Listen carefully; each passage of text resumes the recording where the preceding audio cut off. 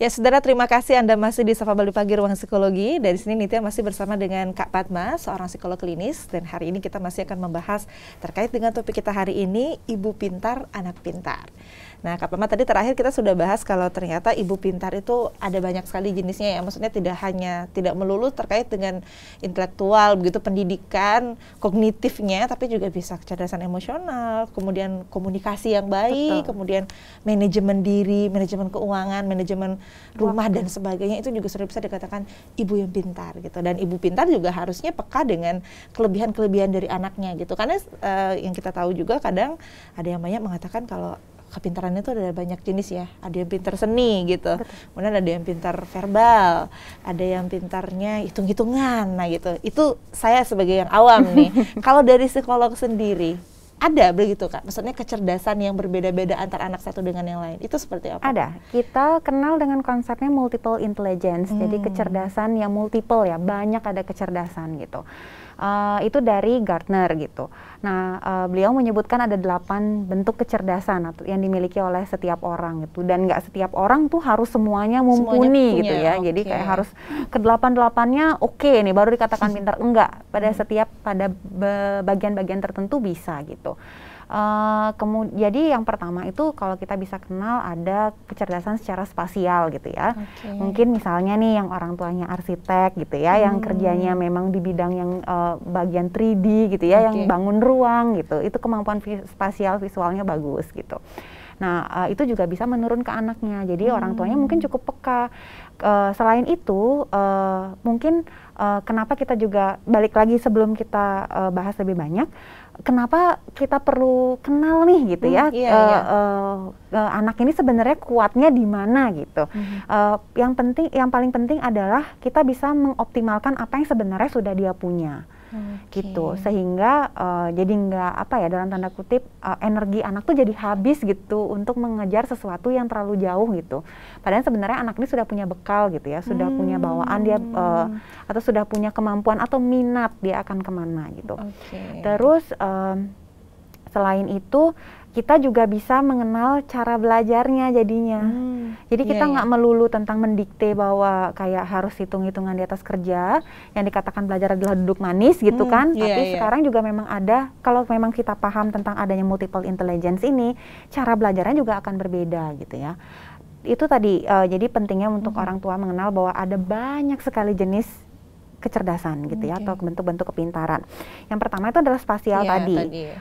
Jadi kalau seandainya anaknya emang udah tahu spasial gitu, tapi jangan dipaksa anaknya untuk belajar duduk terkungkung gitu. Kadang dia harus keluar ruangan, ngelihat benda-benda yang 3D gitu ya, atau yang berhubungan dengan spasial.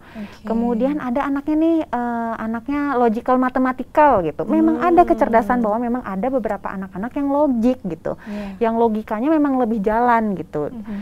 Terus kemampuan matematikanya juga lebih bagus gitu. So ya cara belajarnya juga mungkin akan dengan hitung-hitungan dia akan lebih seneng gitu ya. Beda dengan yang spasial gitu ya. Gitu. Kemudian yang ketiga itu ada yang disebut dengan interpersonal.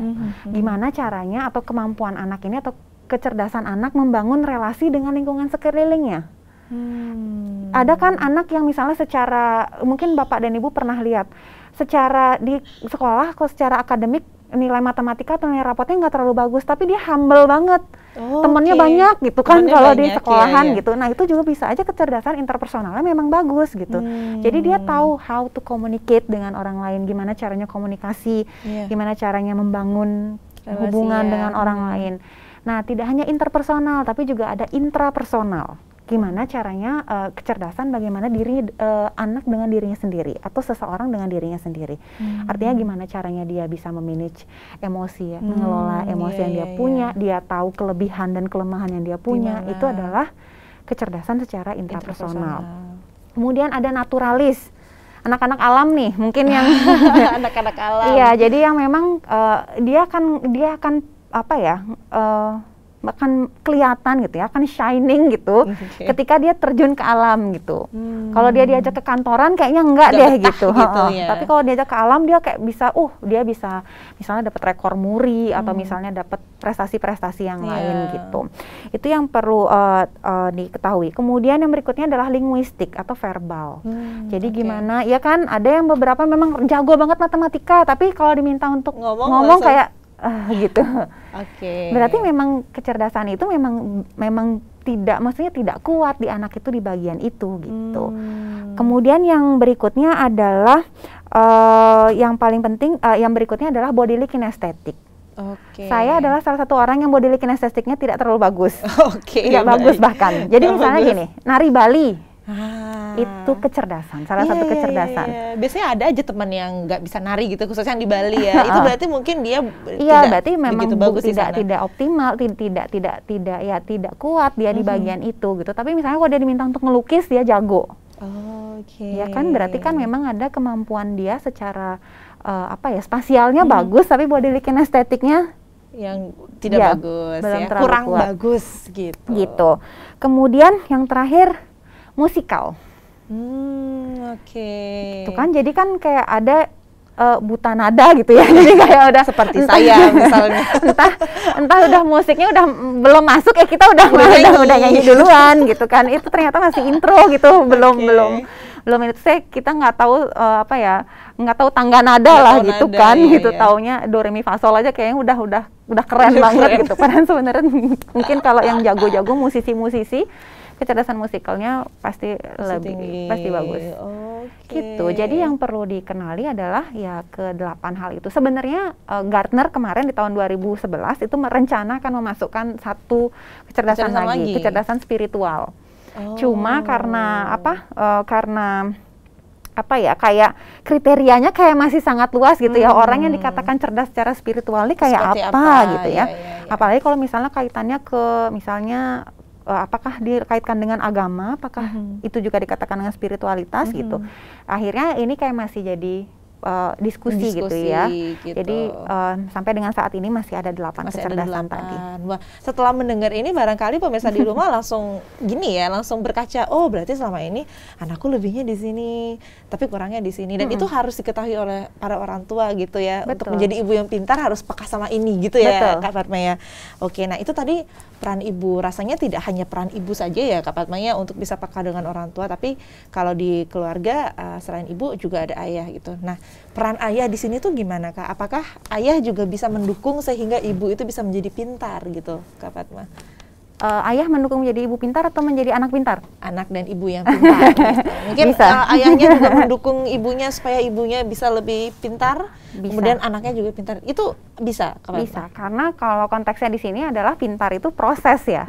Jadi kalau seandainya ibunya cari informasi sendiri gitu kan, gitu. Terus habis itu ibunya ngelola batinnya sendiri gitu, emosinya sendiri, tapi nggak dapat support dari suami, itu juga ya ada fase-fase di mana kita menjadi kelelahan ya dalam proses belajarnya itu.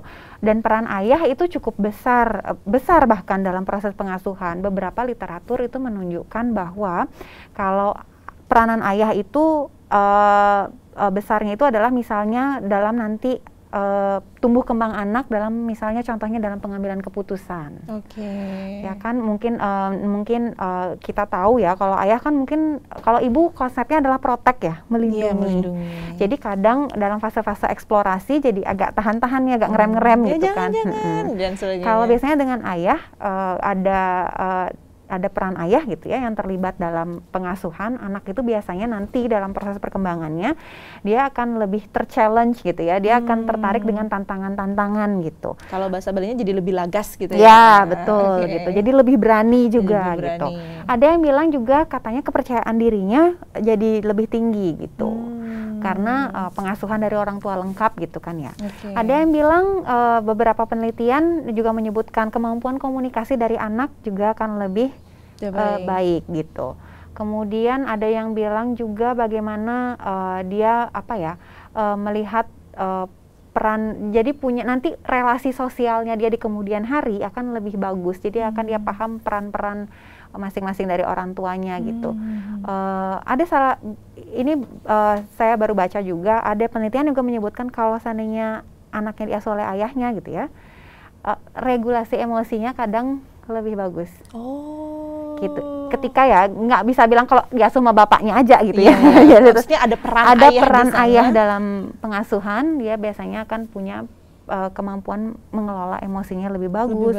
Pengambilan keputusannya lebih oke, kemudian kepercayaan dirinya lebih oke. Itu ketika terlibat secara positif. Saya garis bawahi terlibat gitu ya, bukan berarti setelah menyaksikan ini, oh bapaknya aja, enggak, berarti memang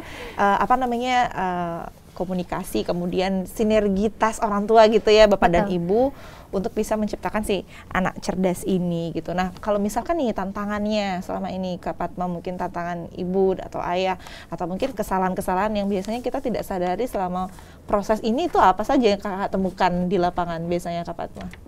Yang paling sering adalah pasal bahwa orang tua selalu benar.